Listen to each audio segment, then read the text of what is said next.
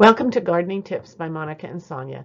Hi, my name is Sonja and I'm recording in Abbotsford, British Columbia, so some of the tips may be relevant here, but hopefully most of them are pretty general and you can help you wherever you are.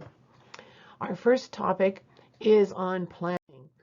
We're recording this in mid-April and it is definitely time to plan your garden if you haven't already done that, if this is the first time you're making a garden in your backyard. And I always do this actually every year make a new plan with paper and pencil and draw out my yard and where I'm going to put what. So things that you need to consider are, number one, your location. Most plants need 6 to 8 hours of sunshine a day, so look and see what things cause shade and where your areas are where you get lots of sunshine. You also need a good water drainage. You don't want to be planting seeds in an area that can flood or that's swampy. And thirdly, you need good air circulation. You don't want a whole crowded area where it won't get much air circulation, but you also don't want an area where there might be a wind funnel and you might have extreme winds at times, depending on the weather.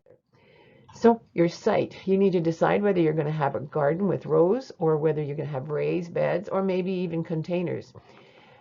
I'm going to focus mainly on raised beds or containers. Containers can go on your back patio or in very small areas, and you can be quite creative with items that you can use for containers. So the size depends on how much size you have and where you're going to put these containers or raised boxes.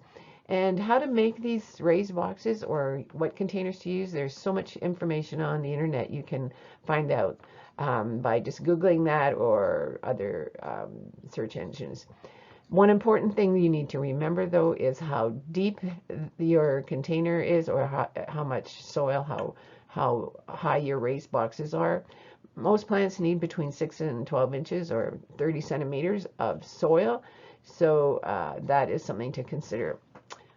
So hopefully that helped you get started, and we'll see you next week for early seeding hints.